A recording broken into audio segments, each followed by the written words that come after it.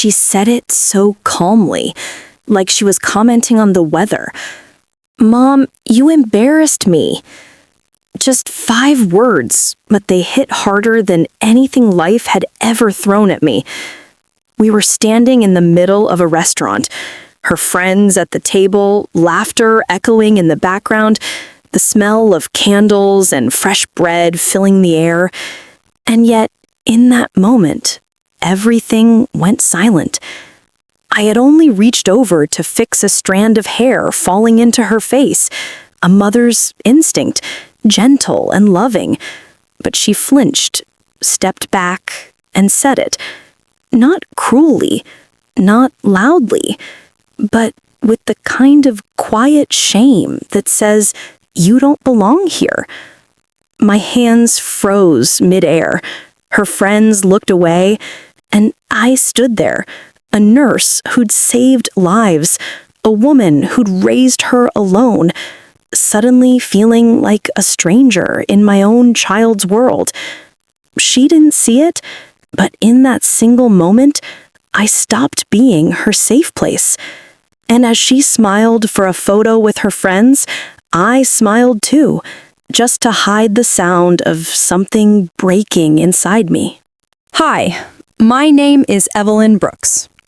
I'm 56 years old, a nurse from Seattle, Washington. And if I'm being honest, I don't remember the last time someone asked how I was doing. Not as a nurse, not as a mother, not as the woman who keeps everything running quietly behind the scenes. I raised my daughter, Clara, on my own. Her father left when she was 6. One morning, he said he needed a little time. That time turned into 20 years of silence. So I became both, mother and father, provider and protector. The hands that built her world, even when mine were shaking. Every night after my hospital shift, I'd come home, make her dinner, check her homework, and sit by her bed until she fell asleep. Sometimes I'd fall asleep right there in the chair, still in my scrubs, still smelling faintly of antiseptic and hope. I told myself all the sacrifices would be worth it, that one day she'd see what it meant to love someone enough to break for them. But the truth is, love doesn't always echo the way you give it. Sometimes it fades quietly, replaced by new voices, new circles, new worlds that no longer have a place for you. And even though I'm proud of the woman she's become, there's a part of me, the tired, human part, that still misses the little girl who used to say, "Mom, you're my favorite person." Funny, isn't it? How love can outgrow its own home and still find nowhere else to go. It didn't happen all at once. Love never leaves that way. It fades, quietly, politely, until one day you realize the warmth you kept alive alone has already gone cold. At first, it was the small things. Clara stopped calling before bed. Then she stopped calling at all. Her texts became shorter, her visits rarer, her hugs quicker, like love was now something she had to fit between meetings. When she got her first big job, she moved into downtown apartment with glass walls and no trace of childhood left inside. She was proud, glowing, talking fast about deadlines and clients and promotions. And I was proud too. I really was. But every time she mentioned her new life, it felt like there was less room for the woman who built it. Once, I stopped by her office with lunch, a simple home-cooked meal, the way she used to like it. She smiled at me, but there was something different in her eyes, something nervous. "Mom, maybe next time just text me before coming. My coworkers are around." Her tone wasn't cruel, just careful, like she was trying to protect herself from being seen with me. Later, she apologized, said she was stressed, said it wasn't personal. But words don't always matter when silence speaks louder. That night, as I washed the same dishes she used to help me dry, I thought about how we measure success and how sometimes in the process of becoming someone, we forget the ones who taught us who we are. The next time she visited, she brought flowers. They were beautiful, white lilies, her favorite. But even they felt like a peace offering between two people who hadn't gone to war, yet somehow lost each other anyway. I didn't say anything. I just smiled, put them in a vase, and watched the petals open under the afternoon light. They looked so alive. And yet, I knew, like love, they wouldn't last forever. I remember the night clearly. The hum of laughter, the clinking of glasses, the way soft jazz floated through the restaurant like perfume. Clara had invited me to meet her colleagues. It was rare, an invitation I took as a small bridge between us. I spent the whole afternoon getting ready, pressed my best navy blue dress, polished the small silver locket I always wore, the one with our photo inside.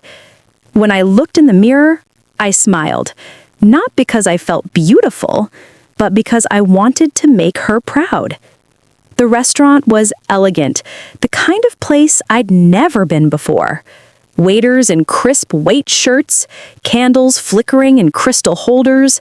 Clara looked radiant, confident, surrounded by the kind of people who seemed to belong everywhere.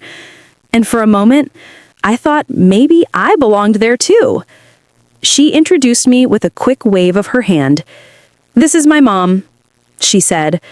Her voice was polite, distant, the same tone you'd use for a stranger who'd helped you find your seat. Her coworkers smiled. One of them laughed softly and said, "You must be so proud, Mrs. Brooks." I opened my mouth to respond, but before I could, Clara interrupted. "Oh, she's just my mom." Just my mom? The words fell between us like broken glass. The laughter at the table continued, but my world had gone silent. I smiled to hide the sting, sipped from my glass to keep my hands from trembling. She didn't look at me after that, not even once. Later that night, as I waited for the bus in the cold, the city lights blurred into tears. In my bag, the locket pressed against my palm, the same one she'd stopped wearing years ago. And that's when I realized you can raise someone with your whole heart and still end up invisible in their story. That night, something small but sacred cracked inside me, not from anger, but from understanding that maybe I had already lost her long before she said it out loud. The rain had started by the time we left the restaurant, thin silver drops gliding down the streetlights, each one catching a little bit of the pain I couldn't say out loud. Clara walked a few steps ahead of me, heels clicking against the wet pavement, her laughter still echoing in my ears, the kind she'd shared with everyone except me. I hurried to catch up, clutching the small gift bag in my hand. Inside was a silver locket, identical to mine, with a photo of us taken on her graduation day. She'd look so proud then, so full of love. "Clara," I called softly. She turned, impatient, her phone lighting up in her hand. "Mom, can we not do this now? I have an early morning meeting." My voice trembled, the words fighting to hold their shape. I just wanted to ask if I embarrassed you tonight?" Her shoulders stiffened. She sighed, long, tired, as if my love itself was an inconvenience. "You don't have to act so old-fashioned, Mom. You make things awkward sometimes. People just don't get you." People don't get you. As if I was something strange she had to explain away. I nodded, pretending the rain on my face was enough to hide the tears. I held out the gift bag, small, trembling, but she waved her hand. "Mom, please, you don't have to keep buying me things. I'm not a kid anymore." And with that, she got into her car. The headlights flared, and for a moment, I saw her face through the glass. Perfect, untouchable, already miles away from the woman who raised her. The sound of the door closing felt final, like a chapter being sealed shut. I stood there in the rain, the gift still in my hands, watching her drive off into a world where I no longer fit. And that's when it hit me. Sometimes love doesn't end in shouting. It ends in silence. A silence that follows you home and tucks itself into every empty chair where their laughter used to live. Silence has a weight. It presses on you, softly, endlessly, until even your breathing starts to sound too loud. That night after the dinner, I came home to an empty house. Her childhood photos still hung on the hallway wall, each one a memory frozen in time, a reminder of a love that once filled every corner of this place.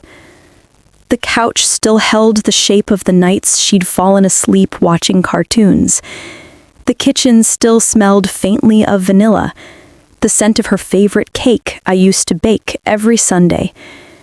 And yet the air felt hollow, like even the walls had learned to stop expecting her voice. Days turned into weeks. I stopped checking my phone after every buzz because it was never her. It was always some notification, some meaningless reminder of a world still moving while mine stood perfectly still. At the hospital, my coworkers noticed. "Rough week?" they'd ask kindly. I'd smile, pretending I was fine. Because how do you tell someone you've lost a person who's still alive?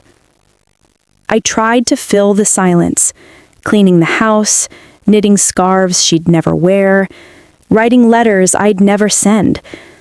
But at night, when the lights went out, that's when the ache grew louder. I used to think silence was peaceful. Now I knew, it's not the absence of noise, it's the echo of everything that's gone.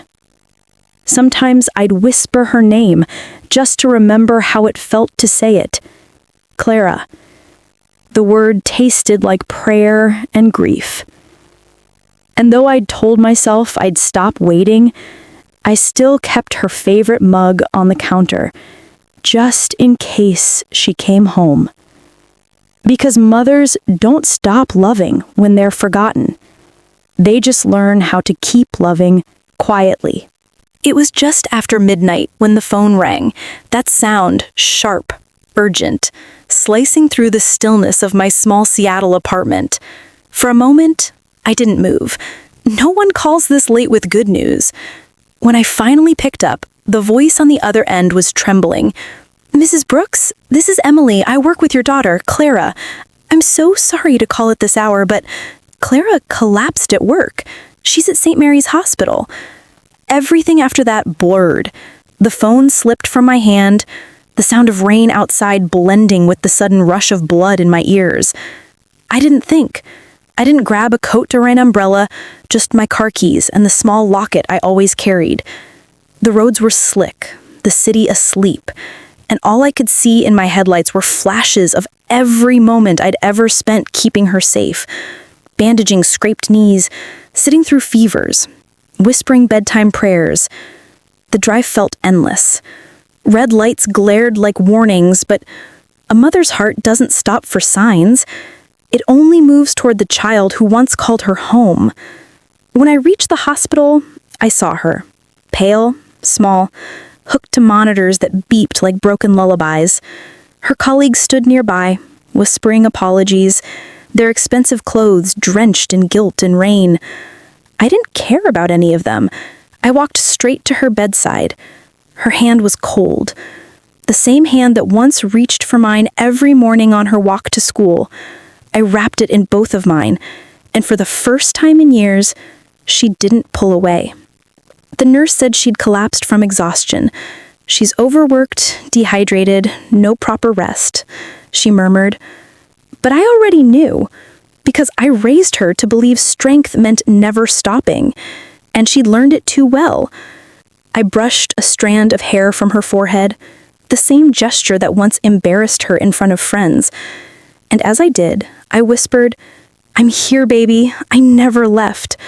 Her fingers twitched, and for a heartbeat she squeezed my hand, just faintly, but enough to remind me that love, even unspoken, still remembers its way home. The clock ticked softly in the corner, each second pressing against the silence between us. In that sterile hospital room, I realized something I never had before, that love doesn't stop being love when it's rejected. It waits. It bends. It bruises quietly in the dark, but it never dies. And as the rain outside softened to a whisper, I bowed my head beside her bed and thanked God, not for a second chance to be her mother, but for the chance to still feel like one. Morning crept in slowly, soft light spilling through the blinds, touching the sterile white walls of the hospital room. The world outside was still wet from last night's rain. Inside, everything was quiet, except for the steady beep of the heart monitor that had become my only rhythm of hope. I had dozed off in the chair beside her bed, her hand still inside mine. When I felt the faintest twitch of her fingers, I looked up. Her eyes fluttered open, weak, dazed, lost in the blur between dreams and pain. For a second, she looked confused. Then her gaze landed on me. "Mom?"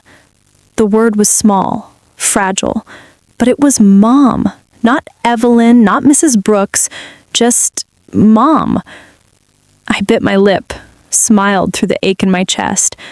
"I'm right here, baby." Her voice cracked. "You're still here?"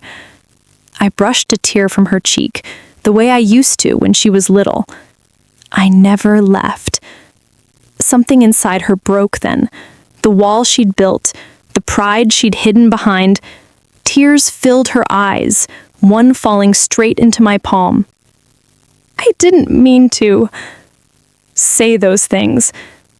I was just trying to fit in." "I know," I whispered, "because mothers always do. We know when the cruelty isn't hate, it's confusion, fear, a desperate reaching for belonging in a world that teaches children to forget where they came from."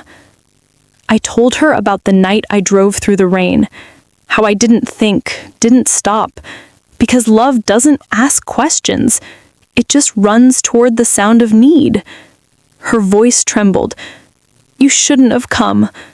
And I smiled softly, the way you smile at a child who's still learning what love means. "Of course I should have come. You're my heartbeat, Clara. I don't know how to stay away." She began to cry, quiet, helpless sobs that shook her shoulders.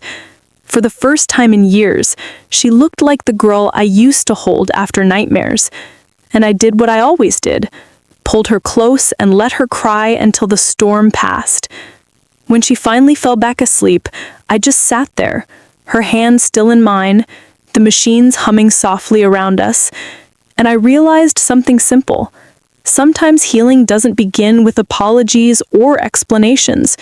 Sometimes it begins with a single word, whispered through tears. Mom.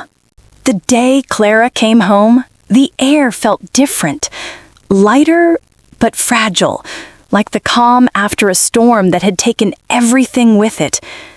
She stood on my porch holding a bouquet of daisies. Her hands shook so slightly I almost missed it. When our eyes met, she smiled, that old nervous smile she had as a child when she'd broken something and didn't know how to fix it. "Can I come in?" she asked. I nodded. She didn't wait for words, just stepped inside the house that still smelled faintly of cinnamon and old memories.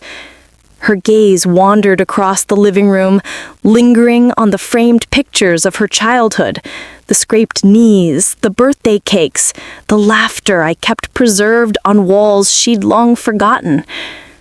We sat at the kitchen table, the same one where she'd once done her homework while I cooked dinner after my night shifts. For a while, we said nothing. Only the ticking of the clock filled the space between us. Then she whispered, "Mom, I said horrible things to you." Her voice broke like something fragile hitting the ground. "I told people you embarrassed me. I pushed you away, made you feel small. And you still came when I needed you most." Tears welled in her eyes and she covered her face. I don't know why I did that. I just wanted to feel like I belonged somewhere, and I thought I had to leave you behind to do it. I reached across the table, resting my hand over hers. Her skin was warm, trembling, alive. "Clara," I said softly, "you don't owe me perfection. You just owe yourself honesty." She looked up, her mascara smudged, her lips trembling. "I'm sorry, Mom, for everything." I smiled, the kind of smile that carries both ache and peace. "Do you know what I've learned?" I said quietly. She shook her head. "You can't shame the roots that held you up and expect to keep growing. You'll fall. But when you do, a mother's arms will always be the ground that catches you." She cried then. Really cried. The kind of tears that come from finally seeing someone clearly for the first time. I pulled her into my arms. The same arms she once called embarrassing were now the only place she could fall apart safely. We stayed like that for a long time. Two women, two hearts, learning again how to love without pride. And as the clock ticked softly behind us, I realized the truth. Forgiveness doesn't erase pain. It redeems it, turning every wound into a place where love can grow again. There's a quiet that comes after forgiveness, not the kind that feels empty, but the kind that finally lets you breathe again. It's strange. I used to think love was loud, that it meant proving yourself, reminding people who you were to them. But love, real love, doesn't shout. It stays. It waits. It forgives, even when no one is watching. Clara comes by often now. She helps with groceries, calls me before bed, tells me stories about her day, the kind I used to dream of hearing again. But this time, I don't cling. I listen. I smile. And when she leaves, I let her go, gently. Because I finally understand that motherhood isn't about holding on. It's about giving, and then standing still long enough to watch them walk away and still feel peace. Some nights I sit by the window with a cup of tea, the same window I used to watch her walk to school through, her little red backpack bouncing with each step. And now when I think of everything that happened, the words, the silence, the breaking, I don't feel bitterness anymore. I feel gratitude. Because life has a way of teaching love twice. Once through joy, and once through loss. And the second time, you finally understand what it means. I used to believe I needed to be seen to be loved, but now I know. Sometimes, the truest kind of love is the one that stays unseen, quietly holding the world together from the shadows. So, if you've ever loved someone who forgot you, if you've ever stood in silence, wondering if they'd remember, don't lose heart. You were their beginning, and no matter how far they go, they will always find their way back to the place love first learned to speak their name.